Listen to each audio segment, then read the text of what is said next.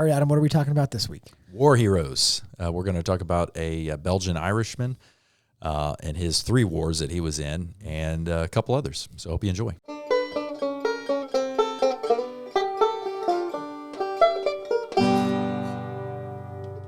Welcome back, everyone, to Mish Men, another episode. Hope you enjoyed last week's episode. I am Adam Mauser. We are over our 1-year anniversary. I think we're like the survivors of like more than 80% of all podcasts. Yeah, we've crushed most podcasts. Yeah. So we're still in there, still fighting. Fighting the good fight. So I am Adam, and my partner in crime to my immediate right, Mr. Dusty Labar. Hello, everybody. So kind of excited that we did go past a year. Yeah. I know when you first started talking to me about doing a podcast, I was kind of reticent, but then something happened. Won't describe that. Doesn't really matter.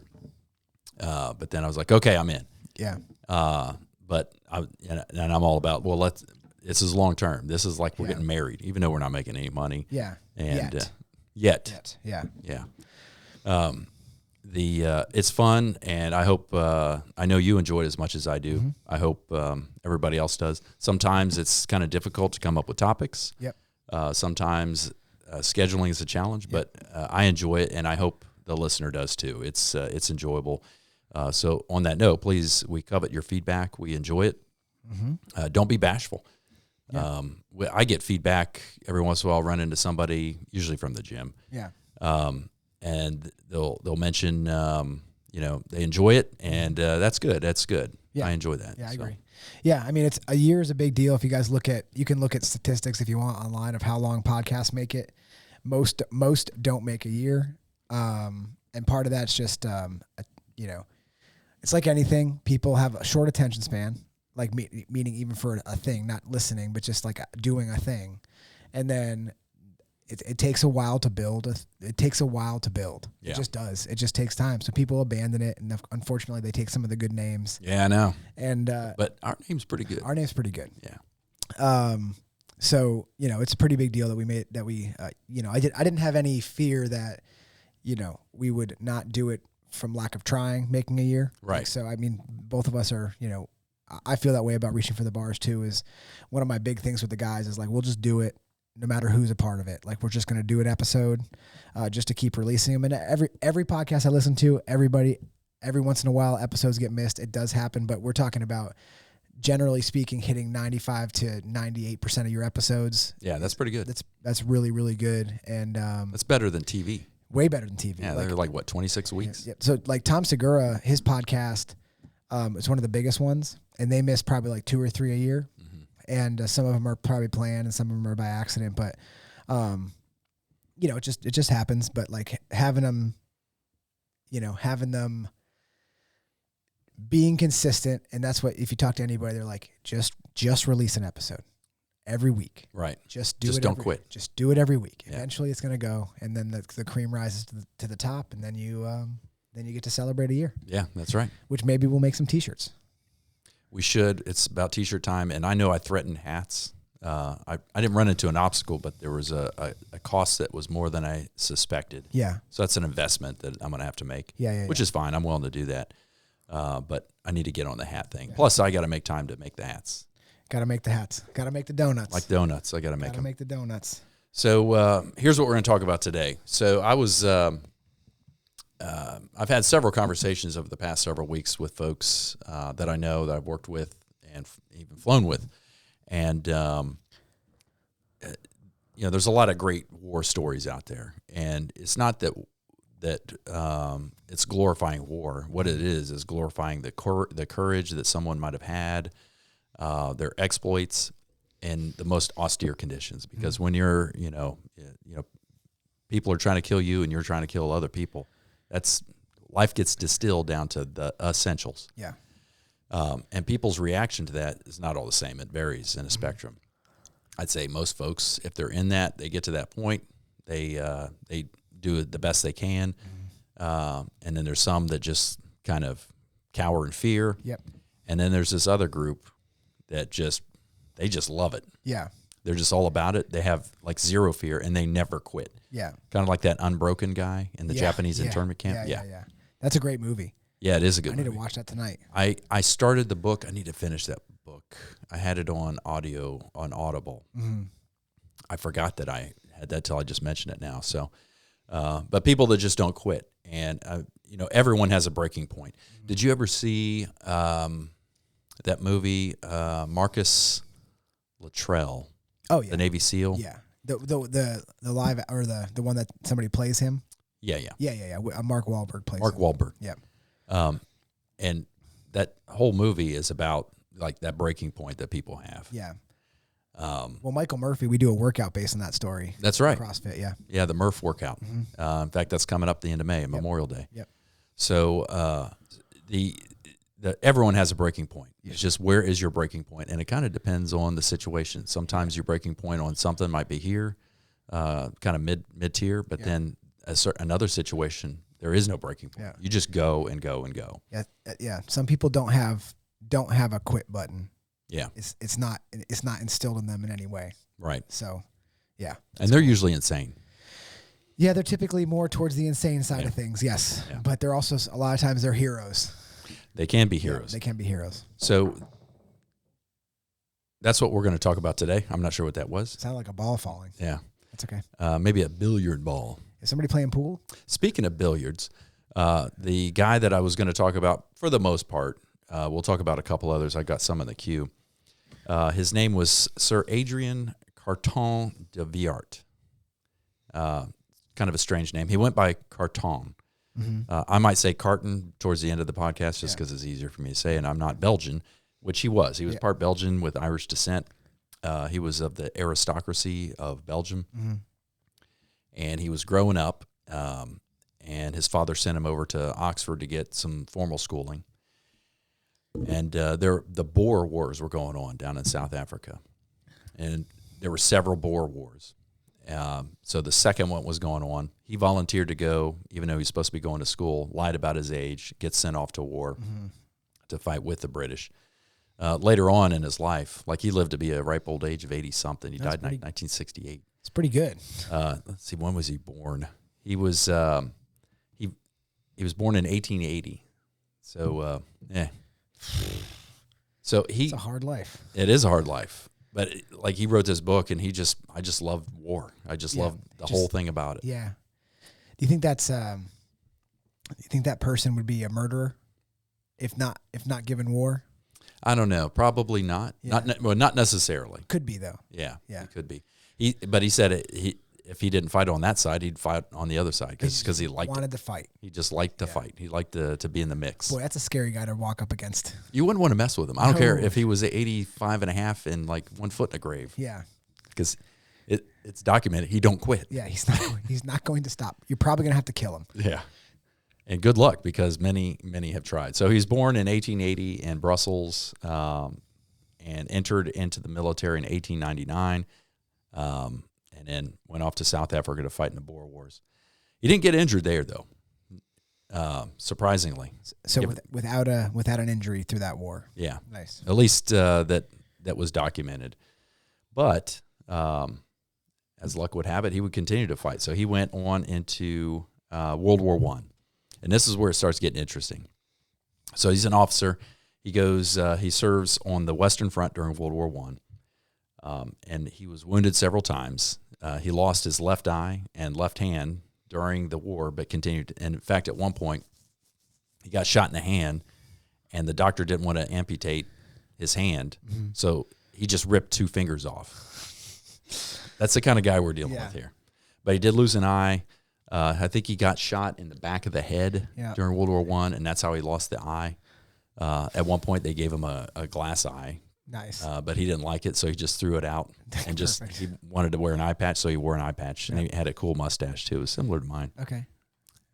With one less eye. With one fewer eye. Yeah.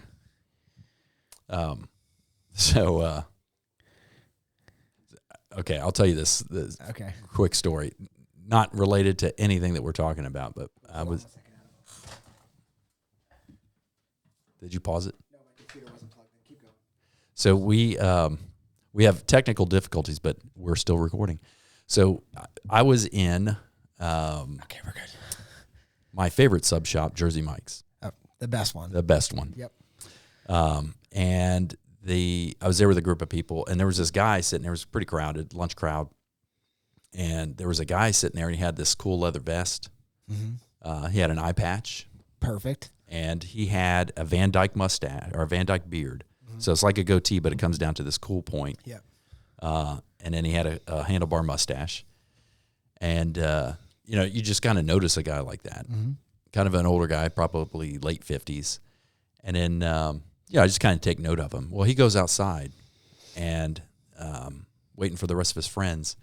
And he puts on like this giant, like the plantation hat. It's like a giant wide-brimmed hat, kind of like a cowboy hat, but really long or really wide brim. Puts that on and then pulls out, I don't know where he pulled it, maybe inside his vest, one of those long, like a whaler's pipe. It's like this long stem with a tiny little bowl. And so he's holding it like this and lights it up and smokes it. I was like, man, that's a cool guy. Is a cool dude. So back to Carton. So he's in World War I, lost his left hand during a war, but he continued to serve. Yep. And this is at a time when they called them chateau generals. Okay. So if you remember, like in our own Civil War, there were a lot of folks that were appointed to be officers or they were generals, but it's just because they had power and money. World War I was similar in that if these guys had money, power, or influence, they were they're used to being in charge of people. So they were put in charge of this regiment or this division or whatever. But they weren't always as brave as what this guy was. Yeah, that's fair. So he was kind of looked down upon by the establishment because he was just always in the mix. He was always leading from the front. Yeah. Thus all the injuries. Yeah, well, that happens sometimes. It does. And he didn't get the assignments that that one would think one would get if they're like this guy that just don't quit. Yes. Yeah. And leads from the front all the time. Yeah. Not some of the time, every time. Yeah. And he, that shouldn't come as a shock to folks because he's different than most. Mm-hmm. And some might say, well, he's making people look bad. That might not necessarily be excited about being in the front. Mm-hmm. But then also there's a fair criticism of, if you pull back a little bit further, of, well, this guy's kind of a hazard. He's leading his men, and he's always getting injured. Yeah. Maybe what they're doing isn't the best way to do it. Yeah. So that's fair. At least a discussion. Yeah. Well, I mean, lead by example. It couldn't be more. Yeah. In that sense, because right. He's definitely leading by example. It's better that than someone that's afraid to make a decision, or someone that just reels it in because they're afraid of losing too many of their soldiers or whatever. Yeah. So, what's that new war movie about World War I? Did they remake All Quiet in the Western Front? Was that it? I don't know if they remade that, but they made. I think it was called 1918. There's a new World War I movie out, and if you're not impressed by what Adam is saying right now, you need to go watch this movie, and here's why.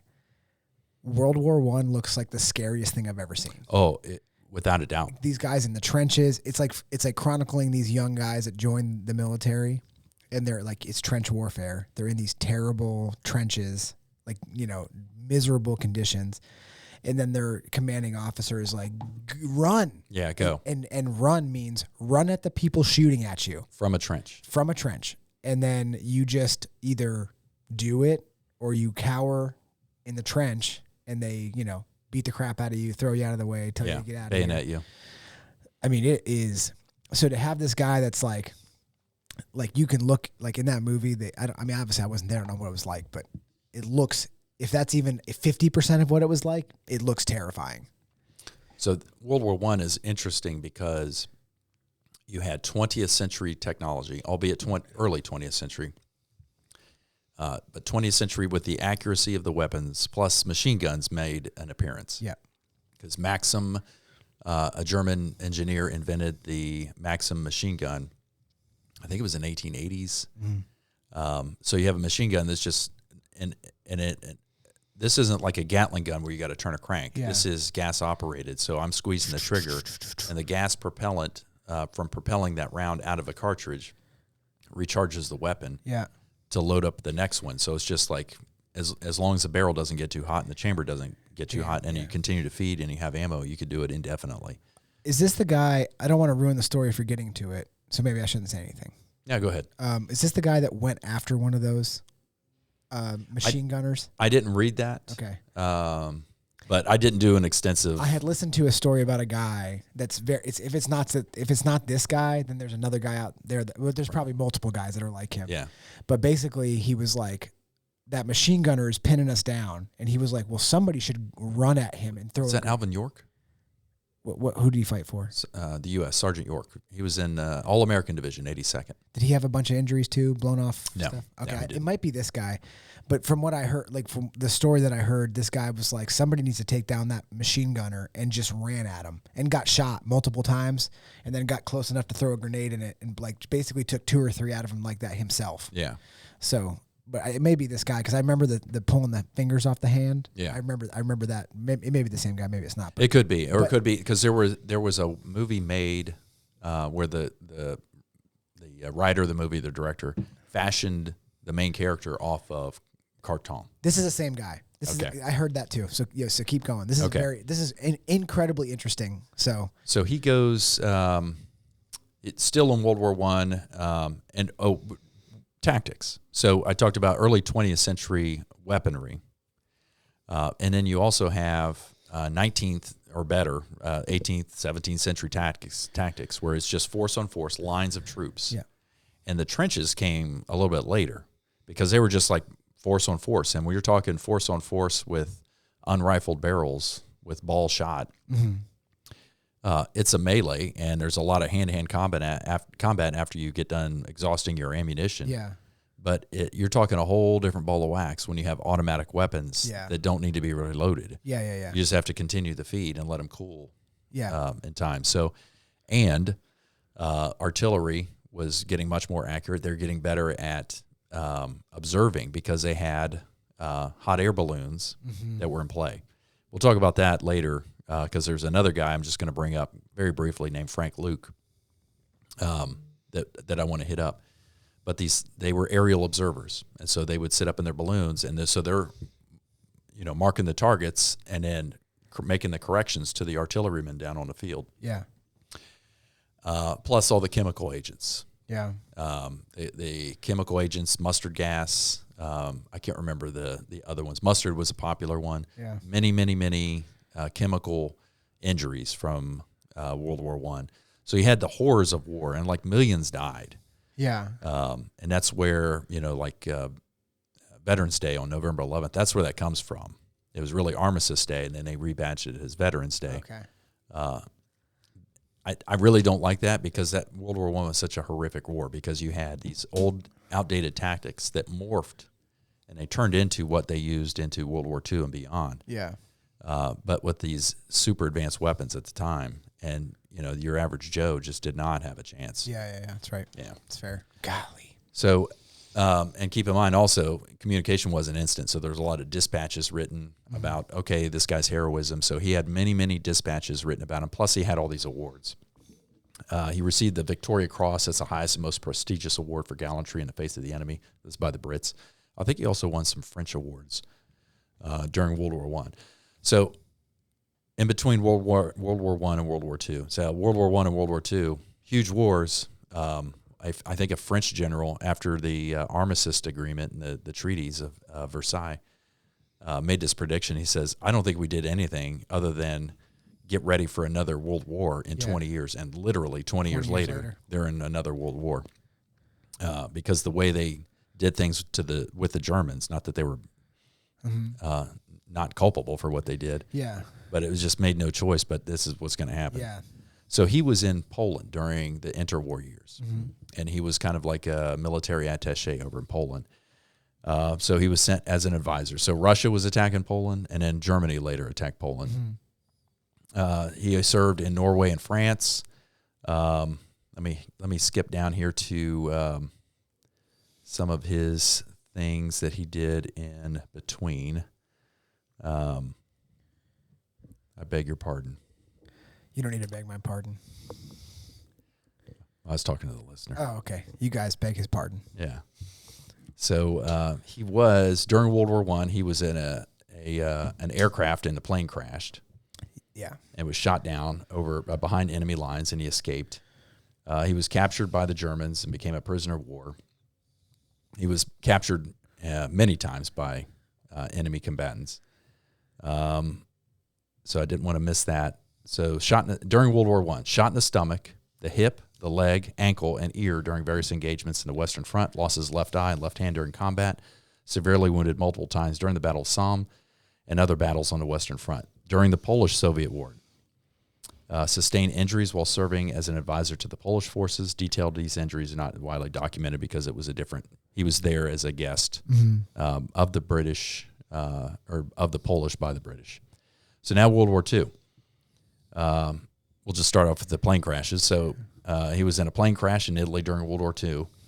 And keep in mind, he has one eye and one arm now. Yep.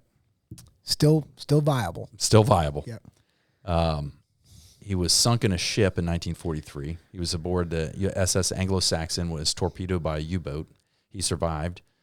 And he was in a prisoner of war during World War I. We mentioned that when his plane was shot down. And then in World War II, he was captured in Africa by the Italians, was taken into a prisoner of war camp, one arm, one eye, a bunch of other injuries.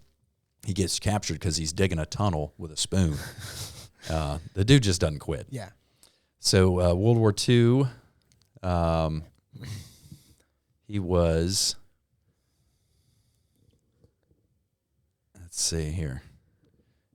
His list of awards are just. Yeah, I think somebody deemed him as the unkillable soldier or something like that. I think that's what I heard. Because like you can't, like, plane crash, boat sink, like all this stuff, like you can't stop this dude. No, he just doesn't stop. He's just like, he's like Rasputin. It's almost like he likes it.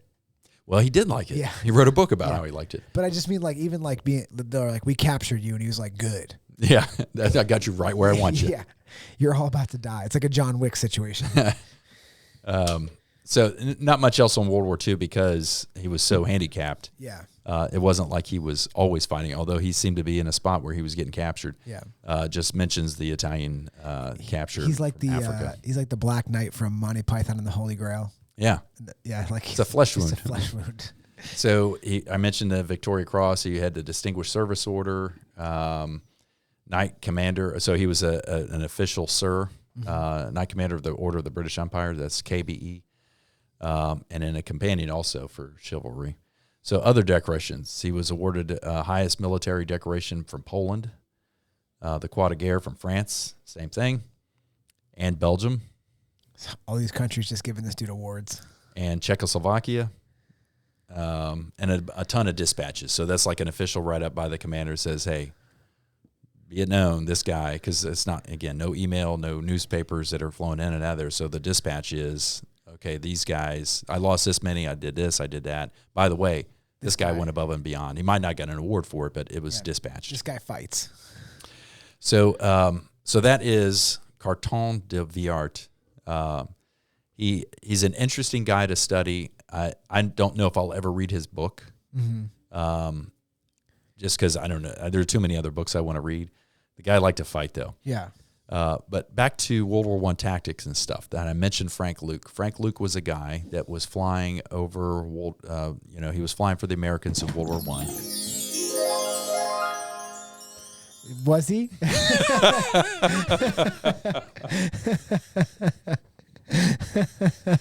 That's gold. Whoa. That was awesome. Tell me more. That's too bad we didn't wish each other happy first anniversary, and then that happened. I mean, we can do it at the end of this episode. Yeah, all right, for sure. Done. Yeah, I know which button it is. So the Frank Luke. Yeah. He was another guy that was he was kind of frowned upon by his commander, his immediate commander, and by his some of his guys that he flew with, because he was kind of a loner. Mm-hmm. He was from Arizona. He was like a boxer in Arizona, like legit Queens of. Oh yeah. That kind of fight. Yeah. Toe the line, and you just stand there and beat each other up. Yeah.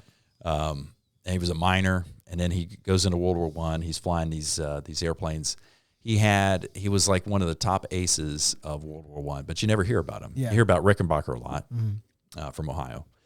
But Frank Luke, it's a name you just don't hear. Although Luke Air Force Base out in I think it's Nevada is named after him. Yeah. No, wait, it's in Arizona naturally because he's from Arizona. That makes sense. But he shot down a ton of balloons. Now, that doesn't sound like it's a big deal. Yeah. But because when we think of hot air balloons, we think of like, oh, that's pretty. There's a balloon just kind of floating by. Yeah. But balloons for military purposes, again, like I mentioned earlier, aerial spotting for artillery. Mm-hmm. It's very important. Very important. Yeah. And so because it's so important and because they're so vulnerable, there was a ton of anti-aircraft around those balloons. So if you had a balloon and it's going to be cabled, and it might float a little bit so you can get a little bit further, but you're going to be near your own anti-aircraft weaponry because the planes want you down. Yeah, the sure. planes are going to try to knock you down. So rife with anti-aircraft weaponry. And plus they would string up these cables and other balloons to block the airplanes from going in and killing their so it wasn't like it was just like, you know, shooting fish in a barrel. Yeah. Heavily guarded. And so it was a big deal. And he shot down like 3 German balloons in one day. Oh, wow. And I think Rickenbacker said that he would, if he went head to head with the Red Baron, he would destroy the Red Baron. Yeah. Because his tactics were so good. He was so aggressive flying his plane that like he would just he just stood out from everybody else. Yeah. And these are legit guys that were flying all the time too. Yeah. So it's not like a nobody. But on the day, so he was going to get court-martialed because he had an affinity for just doing things his own way. Yeah. He was a kind of an outside-the-box thinker, kind of a rebel. And he was going to get court-martialed when he got back, and he knew that. But Eddie Rickenbacker had made a deal with this guy, Frank Luke's commander. Hey, when he comes back, I'll take him in. I like him because they were good friends. They weren't in the same squadron or the same unit. But he would take him in because he liked the cut of his jib, and he was ready to, to bring him on. But he got shot down and captured by the Germans, and then the Germans shot him. Oh. So he didn't survive. But just an interesting take. These things kind of get lost to time. These stories of folks, and you hear a lot about maybe not enough, I would say, about individuals that really stood out, that are fighting to protect us. And we might not like the fact that we're in a war. Yeah. But our peers are out doing this thing because the country says you got to do it. Yeah. And they're doing it. Whether or not we like it, they're doing it. And, these little episodes in life of other folks, they have interesting stories to tell. So I just wanted to tell a couple of those stories so that we could share some of that. And maybe, hopefully I have a friend listening. I want to get him to tell his tale. Okay. A good friend of mine, because if we don't tell our stories, even though we might not want to, Yeah. if we don't tell our stories, other people won't know the dangers that are out there. Yeah. And that gets lost. Yeah. That's So. fair. Well, I think it's a super interesting topic, and you're right. Like things like I've never heard of that guy, Luke. Frank Luke. Frank Luke. But it's obviously a big deal. Like those are heroic actions, for whatever reasons he's doing them for are heroic. And you hope that you have people like that on your side. Right. You know what I mean? Like you want those people. You want those people, and it seems like a lot of these guys, not all of them, like not all Medal of Honor guys are like this. Yeah.